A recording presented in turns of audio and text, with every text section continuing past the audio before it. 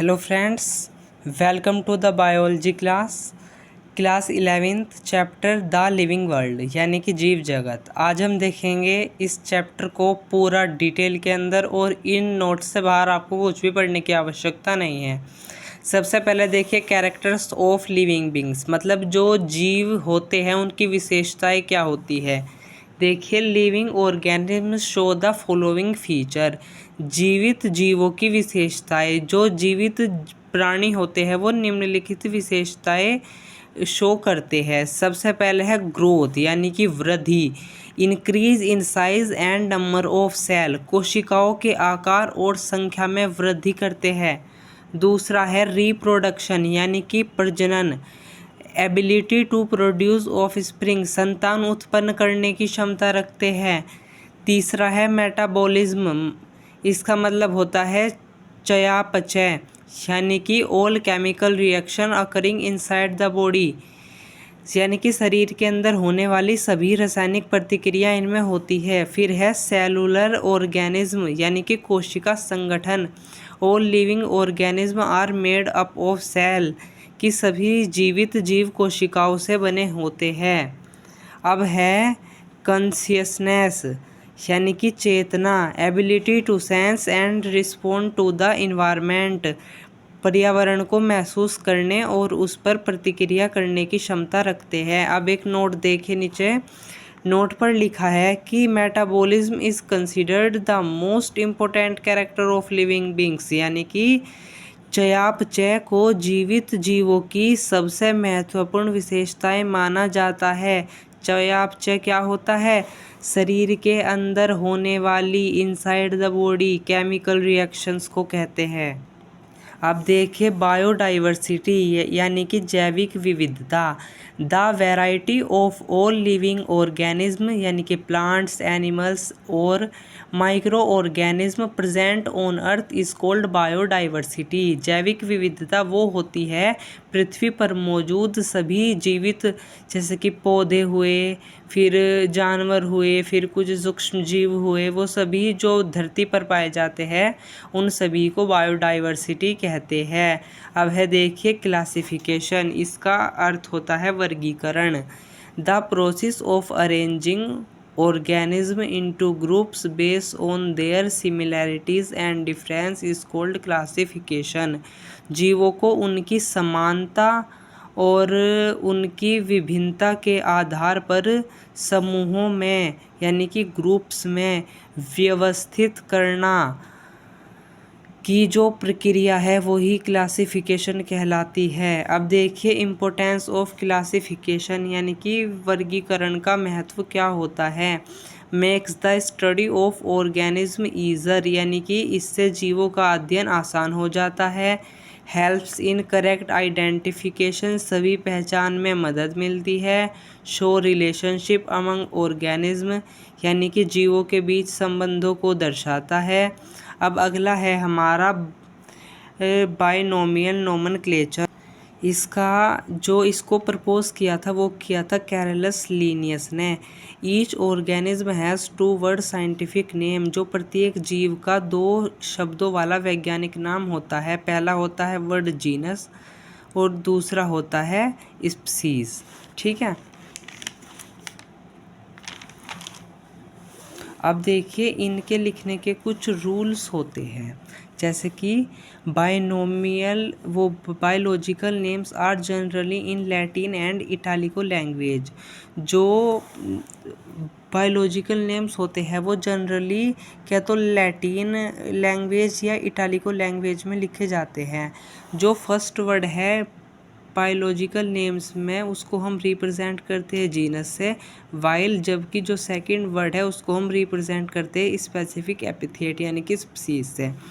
जो first word है वो डिनोट करता है जीनस को, स्टार्ट होता है कैपिटल लेटर से, और जो सेकंड वर्ड है वो रिप्रेजेंट करता है स्पीसीज को, जो कि स्टार्ट होता है स्मॉल लेटर से। अब देखिए नोमेनक्लेचर क्या है।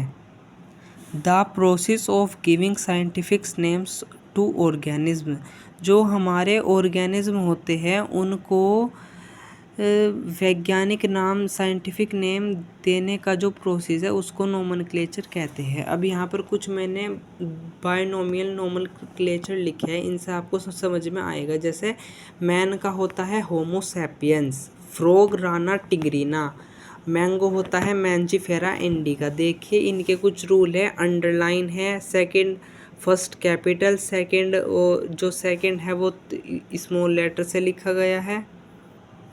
अब देखिए टैक्सन क्या होता है। ये taxon, a taxon is any unit used in biological classification such as species, genus या फैमिली एक्सेट्रा। जो टैक्सन जैविक वर्गीकरण में प्रयुक्त कोई भी इकाई जैसे कि प्रजाति, वंश या परिवार आदि। अब है देखिए टैक्सोनॉमी यानी कि वर्गीकरण। The branch of biology date deals with the identification, nomenclature and classification of organism is called taxonomy. जीव विज्ञान की वह शाखा जो जीवों की पहचान, जो जीवों का नामकरण और जो जीवों का वर्गीकरण से संबंधित होती है वो टैक्सोनॉमिकल बायोलॉजी कहलाती है। अब देखिए टैक्सोनॉमिक हायरार्की। इसमें देखिए सबसे पहले है किंगडम, फिर है फाइलम, फिर है क्लास, फिर है ऑर्डर, फिर है फैमिली, फिर है जीनस, फिर है स्पीसीज। ये क्या है मैं समझाऊंगा अभी आपको आगे। सबसे पहले आप यहाँ थोड़ी सी चीज़ देख लीजिए। फादर ऑफ बायोलॉजी है एरिस्टोटल, फादर ऑफ जूलॉजी है अरस्तु, फादर ऑफ बोटैनी है थियोफ्रास्टस। अब हम देखेंगे ये सब क्या थे। जो हमने अभी देखा टैक्सोनॉमिक हायरार्की, उसमें सबसे नीचे लिखा था स्पीसीज।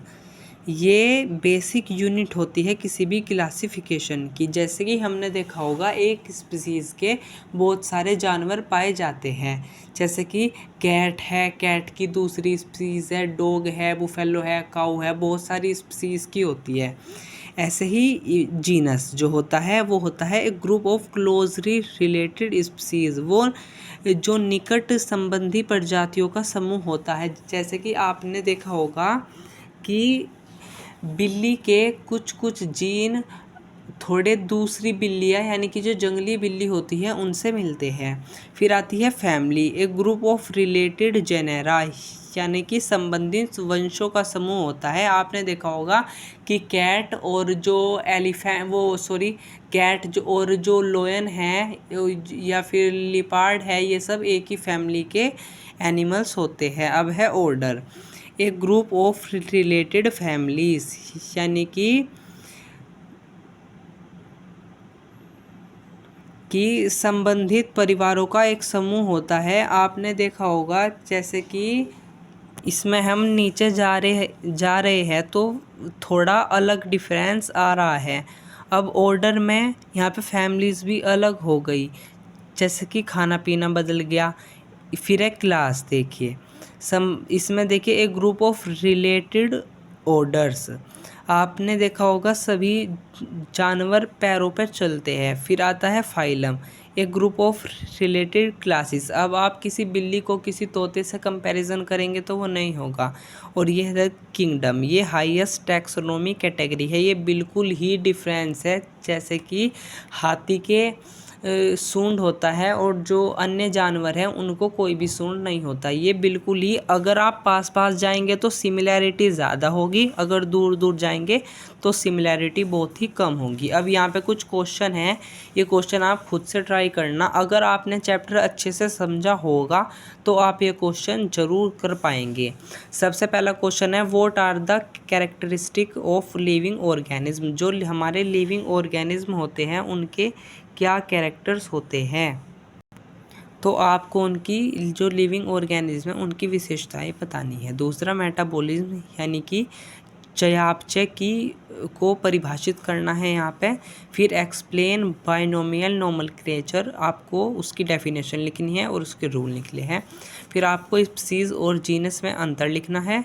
फिर आती है टैक्सोनॉमी क्या है, how is it different from A taxon, ये टैक्सन से कैसे डिफरेंट है, वाई इज़ क्लासिफिकेशन इम्पोर्टेंट, कि जो वर्गीकरण है वो महत्वपूर्ण क्यों है। ये छोटा सा चैप्टर है और यहीं पर ख़त्म होता है। अगली वीडियो में हम इसके MCQs करेंगे और कुछ इम्पोर्टेंट क्वेश्चन और करेंगे। Thank you. यदि आपको वीडियो अच्छा लगा हो तो वीडियो को लाइक कीजिए और चैनल को सब्सक्राइब कीजिए। Thank you.